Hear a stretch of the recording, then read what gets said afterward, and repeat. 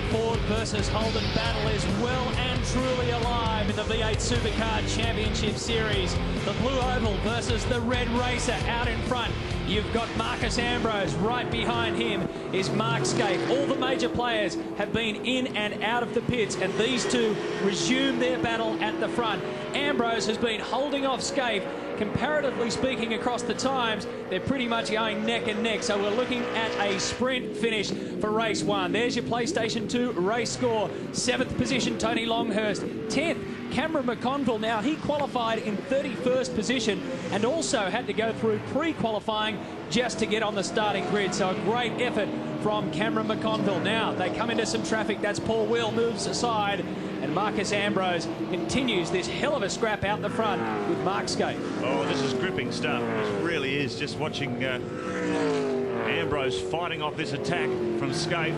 Skaife's found 5/10ths on one lap. He found 3/10ths on another lap. But since he's got within half a second of Ambrose, Ambrose has responded. And responded well. They're matching lap times now. Last time around, Ambrose was just 1/10 of a second faster than Skaife. The lap previous, Skaife was a little bit faster than him. So this is a real neck-and-neck struggle. 6 laps to go to complete race one. Marcus Ambrose. And there's Mark Skaife's last 5 laps, as Mark was talking about. Let's look at the change in those times from lap 24 to lap 28. 5 laps to go as we call Paul Foggy. Marcus Ambrose, chief mechanic. Nervous moment for both these teams in the pit lane, but all of a sudden, someone has stood up to take up the fight to Holden Racing Team. Here's the 4 times champion, Mark Skaife, under pressure at Phillip Island. This has been a happy hunting ground for the factory Holden team for many, many years.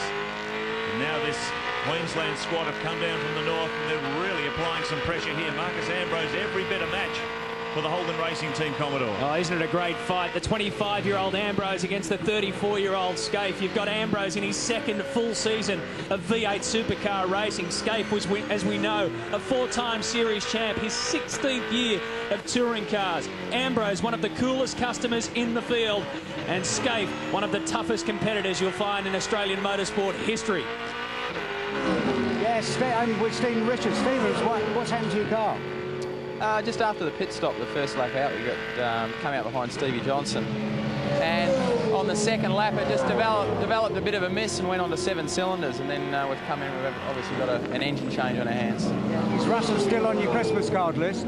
Yeah, not very nice. I'm only a new bloke to the team, you know. Give me a hard time already. I'll leave it to you. Thanks. Talking about those pit stops, we've had a quick look at some of the times that the teams have done for their varying stops. Marcus Ambrose at 9.4 seconds. The quickest we can gather is Greg Murphy at around 8.6 seconds. The TWR crews have done their stops in just about in the 9-second bracket, excepting Skaife and Rick Kelly, of course. That minor moment for the mechanic operating on Skaife's car cost around about 2 seconds. So there's maximum pressure on for the crews down here in pit lane. Very quick point for you as well. Cameron McConville, excellent effort up to 10th. He was one of the first teams to pit, so he's been out there at the longest on a set of Dunlop tyres. It doesn't seem to be slowing up Cameron McConville's progress. A little bit of traffic for Mark Skaife coming around the southern loop. Paul Romano just caught on his inside there, so the race score tells the story at the moment.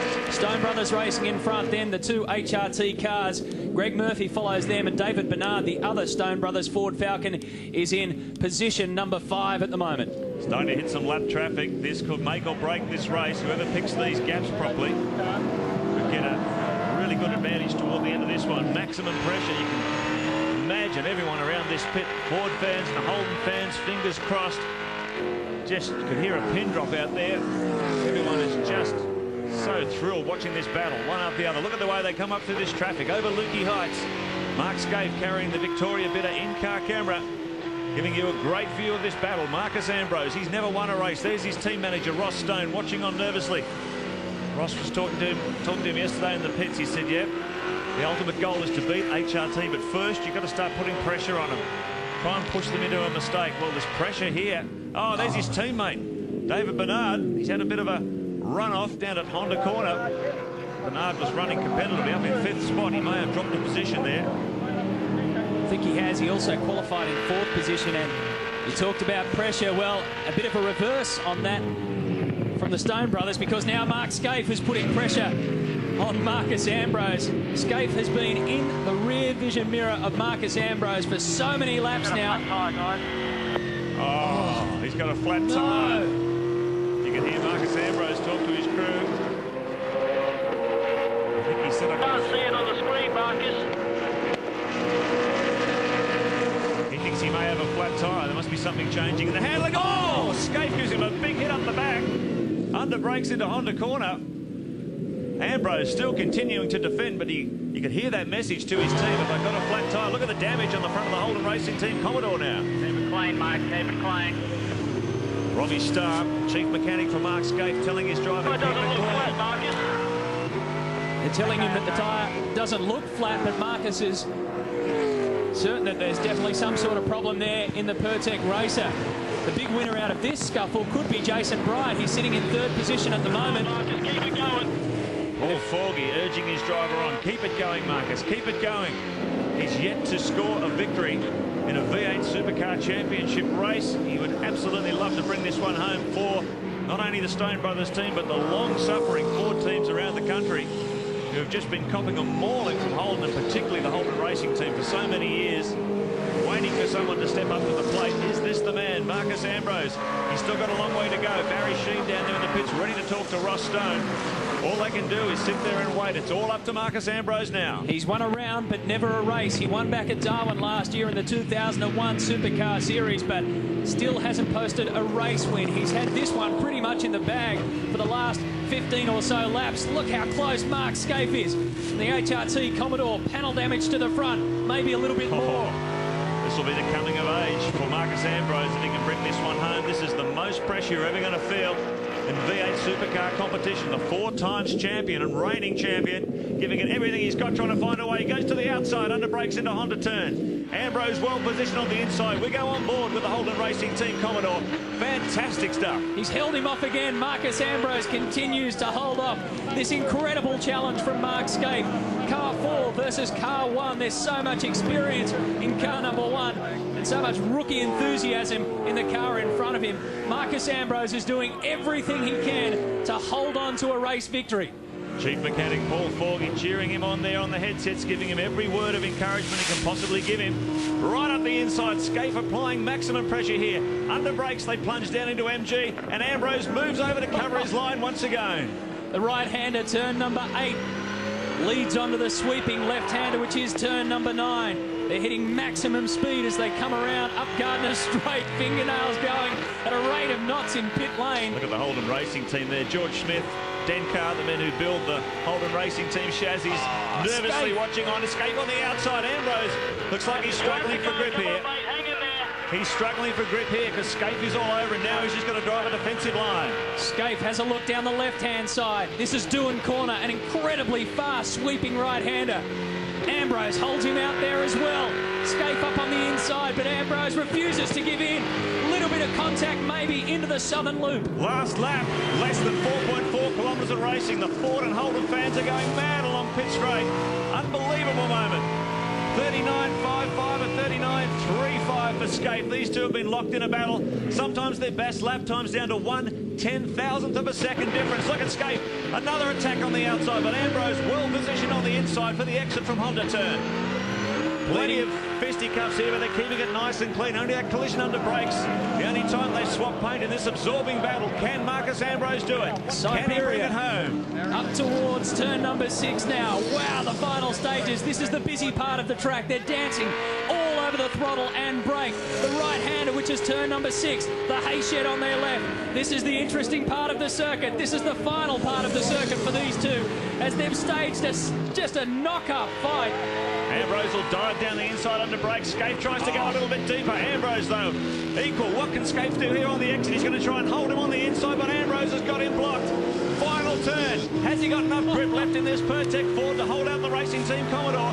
It's going to be a drag to the start-finish line. He's opened up a car length on Scaife. And look who's there as well. Jason Bright comes alongside to put a little bit more pressure on turn number 10. The final turn. It's been punch and counter-punch. You've got Marcus Ambrose gets his first race win in V8 Supercar Championship history. Jason Bright has snuck up and stolen second position from his teammate Mark Scaife. You got it, guys. Absolute greatest. Well, he's saying the crew are the greatest, but Jason Bright just got in front of Mark Scape at the end there. There's George Smith. Cannot believe it. The Holden Racing team, what a thrilling race. Absolutely incredible. Marcus Ambrose, such a cool customer. You said it, Mark, come of age right there. Great job, guys. Well, he proved that he is one cool customer. What people don't realise, even though he's a V8 Supercar rookie, he has a lot of experience. Let's go to Baz. How about that then, Ross? Oh, it's a bit close, that one. He just said the tyres absolutely had it. There was nothing left, so he wrung everything out of it he could. I thought you were going to have a coronary then, Ross. What's that? I said I thought your ticker was going to pack up then. Oh, no, that's been around long enough. That should have been all right. But I thought he'd done an exceptional job. It was really good. Great, thanks a lot, Ross. Yeah, thanks. Look at this replay. Take a look at the finish. Also between the two Holden Racing Team Commodores. On the outside there, Jason Bright just gets his nose in front of the damaged nose of Mark Scape and sneaks into second position. What an incredible finish. I told you the Ford Holden battle is well and truly alive. And as a matter of fact, They've just corrected the timing. just corrected the timing. That's bizarre, isn't it? Even as we were speaking there, taking you through that replay, the timing board has been adjusted.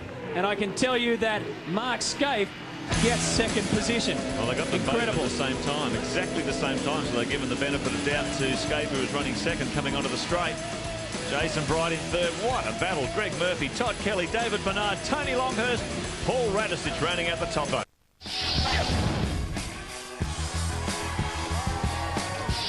Welcome back. Well, I'm with the happiest guy in Phillip Island. I think you had us on the edge of our seats there, Marcus.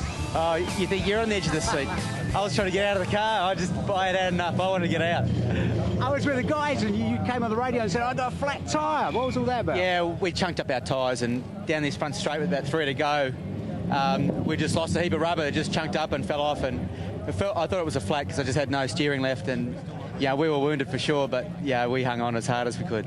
What was it? You got on the brakes early and Scafey give you a Liberace at the hairpin. Oh, I don't know what he was doing there, but yeah, we were weak on brakes all race. I think we'll sort that out for the next one. So he was stronger on the brakes, and I think he might have just misjudged it. Well done. Excellent. Yeah, we had some 4-leaf clovers painted on our tyres today for the first time, so it worked. Yeah, it'll be like that for the next 12 or 13 races. Well done, Marcus. Yeah, thanks, Baz. Oh, go forward. We're being told that the official word is Scafey second, you're third. But boy, what a finish. It was a photo, wasn't it? Yeah, the car was sort of coming on strong at the end there. We struggled with balance sort of most of the race, but we're able to sort of hang on to our tyres a little bit better than those guys, I think, and we're a little bit stronger that last couple of laps, but a little bit frustrating that we sort of caught the couple of back markers at the same time. That mean that you've got the balance right, you think, for race 2?